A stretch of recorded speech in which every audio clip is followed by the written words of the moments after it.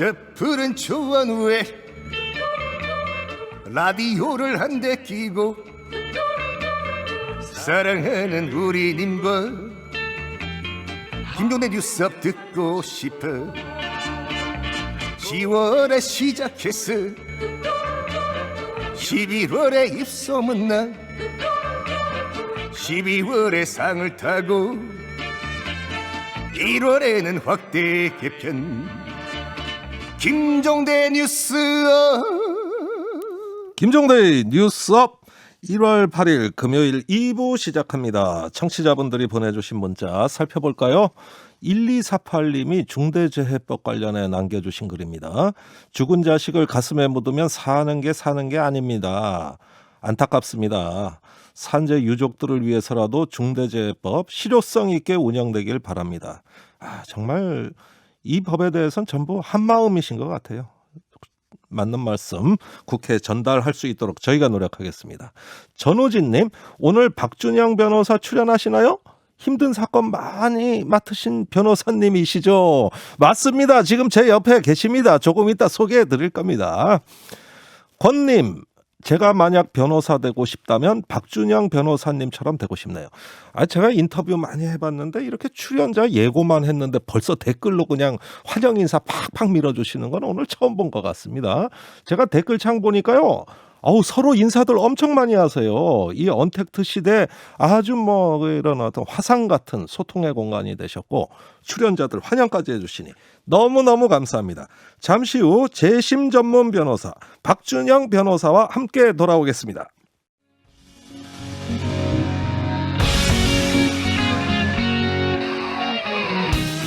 기준 아웃, 기분 아웃, 기운 아웃. 김종대의 뉴스 아웃. 자, 동부구치소 코로나19 집단 감염 벌어진 이후 지금까지 교정시설에서 감염된 사람이 몇 분이나 되시는지 아십니까? 총 1207명. 오늘 아침 기준입니다. 어마어마합니다. 그중에 동부구치소 관련 확진자가 1177명이고 사망자가 벌써 3명이나 나왔습니다. 오늘 국회에서도 추미애 법무부 장관이 질타를 많이 당했습니다. 도대체 어디서부터 잘못된 걸까요? 한번 생각해보는 시간 마련했습니다. 평소 교도관과 무척 가까운 재심 전문 변호사 박준영 변호사 모셨습니다. 안녕하세요. 안녕하세요. 반갑습니다. 저는 박 변호사님 오신다 그래서 사실 재심 이야기 무척 하고 싶었는데 제작진 얘기가 코로나가 더 급하다는 거예요.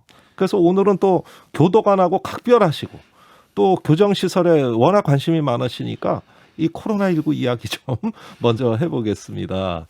아니 교도관들하고 왜 그렇게 가까우세요? 어떤 이야기를 많이 들으십니까? 제가 한때 이제 국선 재벌이라 불릴 정도로 이제 국선 형사 사건을 많이 했습니다. 그러다 보니까 교도소를 이제 들락날락 많이 했죠. 이 과정에서 이제 수감자분들도 많이 만났지만 또 교도관님들도 인연을 맺게 됐고, 그렇군요. 또 재심 사건 중에는 이 수용되어 있는 분들, 이분들 재심 사건을 하다 보면 교도소를 자주 왔다 갔다 하거든요. 그러면서 만나서 이제 여러 가지 어떤 고충이나 고민도 듣게 되고, 이제 제가 미처 우리 밖으로 알려지지 않은 이 교정 공무원들의 어떤 고통이나 고민들도 많이 들었습니다. 그렇군요. 네. 자, 이번에 집단 감염 사태에 대해서는 어떤 이야기들 많이 하십니까? 일단은 제가 동부구치소 바로 옆에 동부지방검찰청에서 검찰 과거사 진상조사단 활동하면서 한 1년 동안 거기 있었습니다. 그러시군요. 거기 있다 보니까는 이제 그 동부구치소를 바라보는 어떤 시선들에 대해서 많이 경험을 했는데요. 어떻게 교도소를 저렇게 호텔식으로 지어놓을 수 있어? 죄 지은 사람들 저렇게 따뜻하게 먹이고 재워주고 저렇게 편하게 이렇게 있게끔 해도 되는 거야? 라는 그런 비판적 시각이 상당히 많았습니다. 그러니까 그거는 좋은 아파트에 그냥 공짜로 들어가게 사는 것처럼 이렇게 보시는 것 같아요. 예, 맞습니다. 그런데 현장에서 이 교정행정을 담당하시는 교도관님들이나 이 수용자들 얘기를 들어보면은 전혀 그렇지 않다. 전혀 그렇지 않고 오히려 여러 가지 어떤 활동에 어떤 제약도 많고 사람을 그냥 가둬놓는 것에 불과하다. 사람을 숨 쉴 수 없게끔 만들어놨다라는 그런 비판이 상당히 많았습니다. 겉보기하고 많이 다르네요. 사람을 아무리 편한 시설에 있게끔 한다 하더라도 예. 그 사람의 어떤 자유의지를 마음대로 활동할 수 없게끔 만든다면 예. 누구도 마음대로 만나지 못하게끔 하고 먹는 것도 주는 것만 먹게끔 하고 한다면은 아무리 편한 시설이라 하더라도 거기 견딜 사람 없거든요. 예. 자가격리도만 힘들다 해서 그 뛰쳐나오신 분도 예, 있지 않습니까? 그래서 뭐 이권 되신 분도 있어요. 그래서 동부구치소의 문제는 일단은 시설 자체가 네. 밖에서 보는 어떤 외관을 봤을 때는 아주 좋은 시설로 볼 수 있겠지만 예. 거기는 사람이 살기 힘든 시설이었다. 아주 비판을 많이 받고 있는 시설이었습니다. 아. 예. 그래서 이번에 그 동부구치소에서 이제 확진자가 나오기 시작한다라는 뉴스가 나왔을 때 예. 교도관들 사이에서는 정말 큰일 났구나. 정말 그 또 시설의 문제를 알기 때문에 금세 퍼질 수 있다라는 그 아주 가능성에 대해서도 인식을 했었고요. 예. 그리고 또 구치소라는 것은 형이 확정된 후에 그분들이 이제 전국에 있는 교도소로 보내집니다. 예. 그러면은 이 감염자가 전국으로 이제 확산되는 그런 상황도 벌어지니까 예. 멘붕 상태에 빠졌다는 얘기도 있었습니다. 멘붕 상태다. 아니 그러니까 더 조심했었어야 되는 거 아닙니까? 이게 물론, 굉장히 취약한 지점이다. 물론 그렇죠. 물론 네. 그런데 이런 얘기도 있어요. 코로나 사태가 작년 초 1월부터 시작됐습니다. 예. 그때부터 초비상 상태였다고 합니다. 교도관들이나 수감자들이나. 네. 그래서 교도관들 같은 경우에는 그때부터 이제 안에서 이제 이 확진자가 나오면 안 되니까 예. 만남 같은 것도 자제하거나 중단할 정도로 사회적 관계도 단절해 가면서 예. 교정시설의 어떤 확산을 막았단 말입니다. 그리고 예. 또 신입자들 같은 경우에 독고 수용을 시켜서 예. 관리를 잘해 나갔어요. 한 1년 동안 잘해 나간 겁니다. 예. 잘해 나갔는데 이제 연말에 이제 이게 터진 겁니다. 그래서 지금 이제 교정시설에 대한 비판이 상당하고 교정공무원에 대한 비판도 상당하지만 1년여 동안 고생해 왔던 예. 그 부분에 대해서는 평가는 해줘야 된다. 그리고 왜 막을 수 없었냐? 저는 이렇게 봐요. 물론 추미애 장관이 오늘 시설의 문제에 대해서 또 얘기했고 이제 적절한 조치를 했다라는 부분에서는 동의할 수 없습니다. 예. 왜냐하면 뭔가 어떤 이 문제, 사람의 문제는 분명히 있었을 거라고 생각해요. 긴장이 완화됐다거나. 예. 근데 또 이 추미애 장관의 어떤 그 발언의 어떤 그 부분에 있어서 좀 공감할 수 있는 부분은 뭐냐면은 예. 확진자가 발생했을 때 급격히 확산되는 것은 도저히 막을 수 없는 상황이었을 것이다. 예. 시설의 문제 때문에. 예. 그리고 수용 공간이 과밀화되어 있습니다. 그렇군요. 오늘 추미애 장관 국회에서 이게 MB 시설에 지은 거라는 얘기를 했는데 이게 뭐 적절한 발언입니까, 사실? 그러니까 진영 논리로 접근할 문제는 아니다라는 부분에서는 동의합니다. 그리고 이 문제가 계속 쌓여왔다라는 사실은 동의하는데 한편으로는 또 이제 일단 책임을 좀 더 적극적으로 인정하고 예. 이제 그런 부분에 있어서 아쉬운 표현 같아요, 사실. 예, 좀 아쉬운 느낌이 드신다. 예. 자, 그 언론을 아주 그 사람들이 인상적으로 접했던 장면은 예. 창문 밖으로 살려주세요라는 그 종이를 예. 재소자가 막 보여주고 흔들어대던 예. 이 사진이거든요. 예. 어떤 생각 드셨어요? 예. 교정시설은 교도소와 구치소로 나뉩니다. 네. 교도소는 형이 확정된 유죄 판결이 확정된 사람들이 수용되는 곳이거든요, 원칙적으로. 네. 그리고 구치소는 재판 중이거나 수사 중인 사람들이 수용되는 곳입니다, 원칙적으로. 네. 그래서 동부구치소에는 한 70% 정도의 미결 수용, 그러니까는 아직 법에 의해서 무죄가 추정되는 사람들이 수용돼 있단 말입니다. 예. 그러면 살려달라고 외친 사람이 형이 확정된 사람이 아닌 우리가 무죄 추정의 원칙으로 바라봐야 될 사람일 수도 있어요. 예. 물론 형이 확정된 사람을 살려달라는 어떤 요구도 우리가 절실하게 받아들여야 되지만 이걸 갖다가 교도소 안에 구치소 안에 있는 사람이다 해가지고 그렇게 아주 혐오의 감정으로 죄 지은 사람이 뭐 그런 요구하냐 그렇게 바라볼 시선 것은 아니라 국도의 혐오의 어떤 감정으로 그 사태를 바라볼 게 아니라 아주 기본적인 생존의 요구로 바라봐야죠. 기본적인 아주 얼마나 불안했겠어요. 왜냐하면은 절박했군요. 생각해 보면은 아니 그 관리하는 사람들도 어찌할 바 몰라서 우왕좌왕하는 상황에서 안에 있는 사람들한테 어떤 정보가 제대로 제공이 됐겠습니까? 검사해가지고 계속 수용이 이제 공간이 계속 바뀌는 상황도 벌어졌을 것이고 얼굴도 못 본 사람들과 그냥 이 방에 있다가 저 방에 있다가 옮겨 다녔을 텐데 이 와중에 얼마나 겁이 났겠어요. 그 처지, 그 상황을 좀 이해를 해줘야 되는데 자꾸 뭔 죄수가 말이 많냐는 식으로 접근하면 그러면 안 됩니다. 이러면 안 된다는. 사회에 대한 분노와 적개심은 반드시 또 다른 범죄로 표출될 수 있습니다. 반드시라는 것은 너무 이제 단정적인 거고 예. 분노와 적개심을 갖게끔 하는 것은 또 다른 범죄를 양산합니다. 굉장히 위험한 겁니다. 그건. 예. 청송교도소로 300명이 넘는 사람들이 버스에 나눠 타서 내려갔는데 그 확신자들이 그 버스에 한 대에 20-30명씩 타 있었을 거 아닙니까? 그렇겠죠. 타고 가면서 어떤 생각을 했겠어요? 청송에 갈 준비를 그 사람이 했겠습니까? 그 사람들이. 예. 타고 가면서 다 확진자들 사이에 둘러싸여가지고 내려가면서 무슨 생각을 했겠어요? 사회에 대한 분노, 예. 인간에 대한 차별, 예. 뭐 이런 생각으로 내려갔을 거 아닙니까? 지금 그런 목소리가 우리한테 안 들리고 있어요. 예. 예. 밖으로 종이 쪽지 하나 이렇게 흔드는 거지. 저 배경에 저분들이 어떤 이야기를 하고 있을까? 지금 우리 귀에는 안 들리거든요. 인간은 사회적 동물입니다. 예. 물론 그들이 잘못을 했을 수도 있죠. 재판을 받고 있는 사람, 재판이 확정된 사람은 범죄를 저지른 걸로 확정이 된 사람들이긴 하지만 예. 교정교화의 목적은 교정 행정법이라는 거 법에는 일반 조항 1조의 목적 조항이라는 게 있어요. 예. 법에는 교정교화와 건전한 사회복귀를 얘기하고 있는데 예. 이렇게 비난하고 차별하고 혐오 감정으로 얘기하면은 그 사람들이 예. 어떻게 바뀌겠냐 이거예요. 예. 결국은 나와서 적개심으로 살아가다가 또 다른 범죄를 저지를 수 있고 예. 그 피해자가 나와 내 주변 우리가 될 수 있는 거죠. 알겠습니다. 자, 지금 동부구치소의 내부 사진을 제작진이 많이 확보하신 것 같은데 유튜브에 좀 띄워주시기 바랍니다. 자, 우리나라의 교정시설 굉장히 많은 걸로 알고 있습니다. 근데 왜 하필 이번에 동부구치소냐? 예. 다른 시설도 또 문제가 많을 텐데. 전국의 교정시설이 54군데에 있습니다. 예. 54군데가 있고요. 그중에서 이제 동부구치소, 서울구치소, 안양교도소 뭐 이게 대도시에 있는 시설은 대규모 시설이라고 합니다. 예. 2,000명 이상이 수용되어 있는 공간이죠. 대규모 시설이다. 그렇죠. 근데 대규모 시설이 도심 한가운데 있다는 건 어떤 의미가 있냐면은 네. 일단 부지 확보가 어렵잖아요. 네. 부지 확보가 어렵다 보니까 고층으로 짓게 되고 대단히 아주 그냥 과밀 수용되어 있단 말입니다. 아하. 동부구치소의 또 아주 큰 문제는 뭐냐면은 고층 시설인데다가 엘리베이터로만 이동을 한답니다.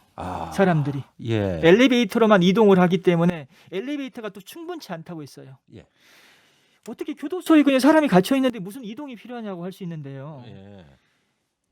교육 그리고 또 뭐 접견 미결 수용자들은 접견이 또 중요하거든요. 예. 그리고 또 어떤 여러 가지 내부적인 활동도 있는 것이고 그렇죠. 하나만 예를 들면 약을 그 수감자분들께서 약을 50% 이상 복용한다고 합니다. 예. 약이란 게 아침, 점심, 저녁 또는 식전, 식후 예. 여러 가지 때에 따라서 먹게끔 되어 있는데 예. 약은 또 교도관이 주면서 삼키는 걸 보고 나오거든요. 왜냐하면 계속 그거 갖고 있다가 한꺼번에 먹을 수 있으니까. 예. 약을 주고 이렇게 먹게끔 하는 이 업무조차도 굉장히 번거롭고 많은 그렇죠. 어떤 활동이 요구되는 거거든요. 네.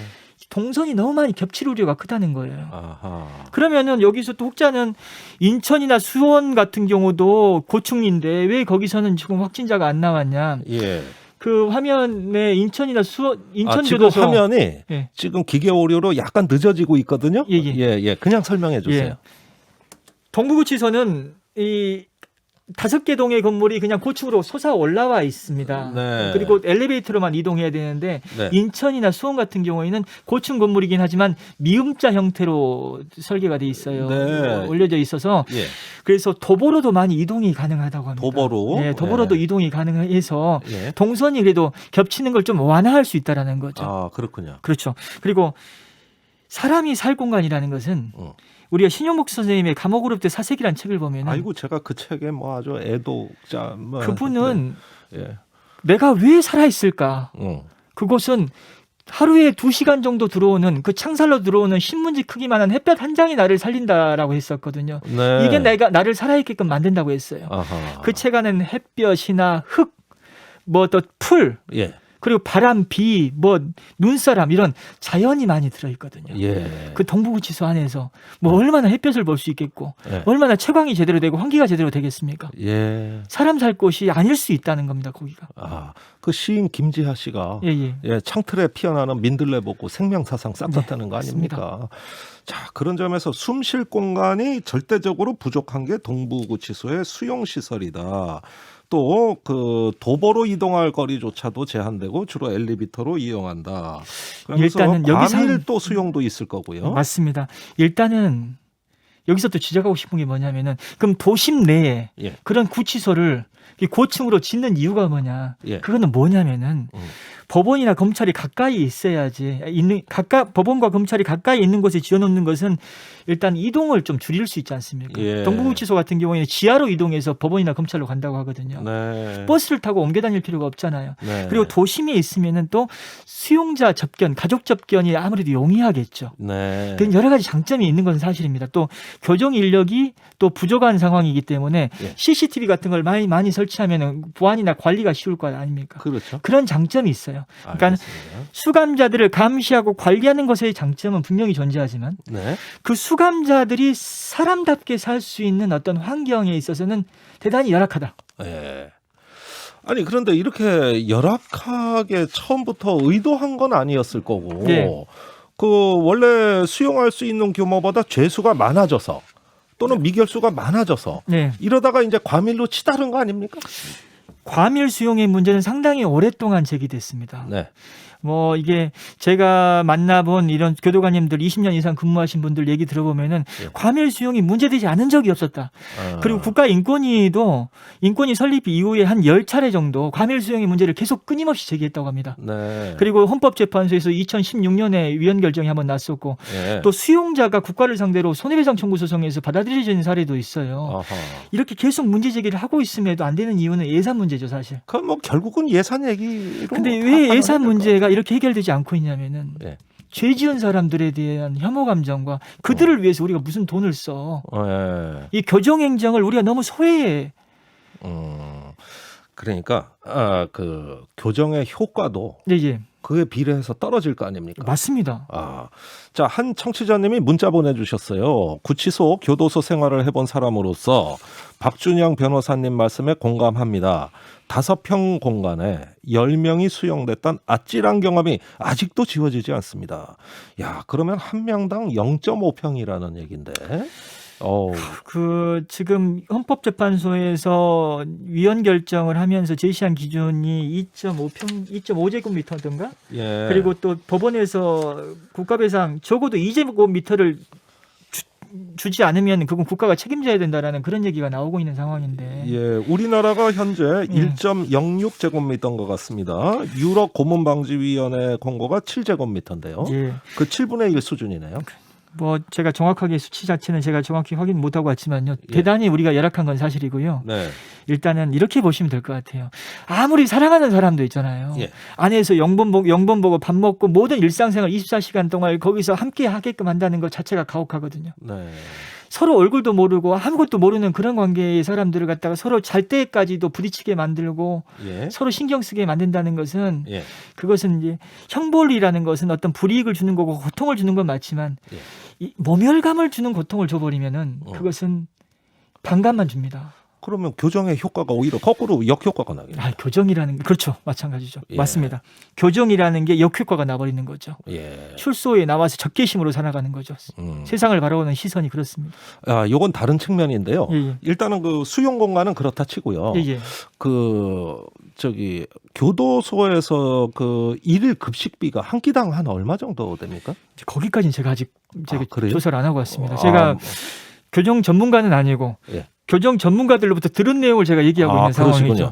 예, 그런데 식당 같은데도 예. 사실 적절한 공간 확보가 필요하지 않습니까? 예. 또 일터라든가 예. 운동 공간이라든가 예. 이런 게 다 균형 있게 갖춰져야 되는 거 아닙니까? 근데 지금 교도관분이 하는 얘기에 의하면은 함께 모여서 밥을 먹을 식당이라는 것도 존재하는 곳이 몇 군데 없다. 식당도 그렇다. 예. 천안 개방교도소 같은 경우에 이렇게 식당이 존재하고 대부분 그 작업을 나가지 않는 사람들은 방에서 먹고 예. 작업을 나가는 사람들은 공장에서 한 끼 정도 해결하고 그런 식이라고 전 들었습니다. 아이고, 그럼 뭐 일하다가 쭈그려 앉아가지고 구석에서 식사해야 되는 거네요. 그것까지는 제가 예. 모르겠습니다. 아니 지금 우리가 예. 이 실태가 별로 알려져 있지를 않아요. 그래서 조금 더 관심 가져야 될 것 같아요. 제가 이 자리에 나오는 것 자체가 이상한 거예요, 사실. 왜냐하면은 교정 전문가들이 대한민국에 왜 없겠습니까? 네. 근데 그 얘기를 얘기하는 것이 부담스러운 사회잖아요. 왜냐? 남의 생명이나 신체라는 남의 인권을 침해한 사람들한테 무슨 인권을 얘기해? 이건 너무 공허하잖아요. 네, 이해가 갑니다. 그러니까 사실 이 얘기하면서도 그런 시선을 이미 의식하고 계시는 것 같아요. 저도 오늘 인터뷰 끝나고 제목 잘못 뽑으면 욕 엄청나게 얻어먹겠죠. 잘 뽑아드리겠습니다. 예, 잘 뽑아야 됩니다. 제목을. 아니 뭐 이런 부분에 대해서는 이번에 코로나 때문에 예, 조금 인식의 변화가 있지 않을까 저희가 한번 기대해 볼 만합니다. 예, 이럴 때 문제 너무 제기해야 부담 됩니다. 갖지 마시고요. 예. 자, 교도관들의 스트레스 죄수 못지않게 상당히 그 수감자 못지않게 증가될 것 같습니다.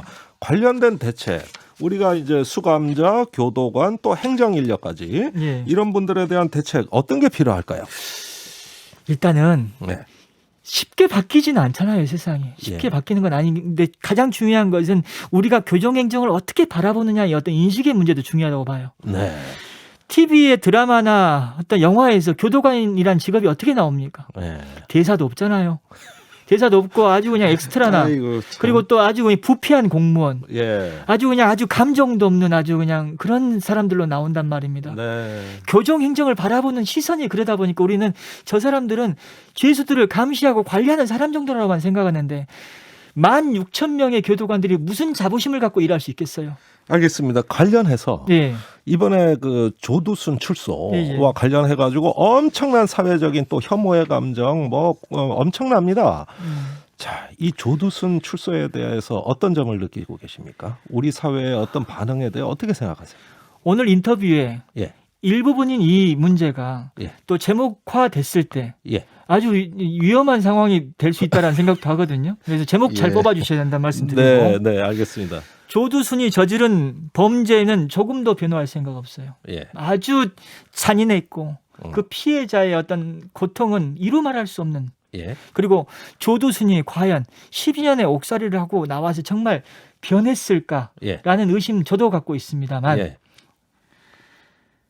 12년 동안 교도소에서 행행법의 목적이 교정교화와 건전한 사회복귀인데 조두순에 대해서 교육을 안 했겠어요. 제가 듣기로는 아주 그 전문가들이 달라붙어 가지고 아주 그냥 그 체계적인 교육을 했다고 해요. 근데 그런 교육의 내용이나 이런 것 성과에 대한 어떤 이런 배려 없이 12년 전과 지금의 조두순은 똑같을 것이라는 전제 하에서 이런 식으로 그 조두순 문제를 갖다 소비하는 것이 과연 이 안에서 조두순을 그와 함께 그 있던 사람들은 무슨 생각할까? 죄송합니다. 시간이 많지 않아서요. 다음번에 한 번 더 좀 출연을 요청드리겠습니다. 오늘 박준영 변호사 말씀 감사합니다. 감사합니다.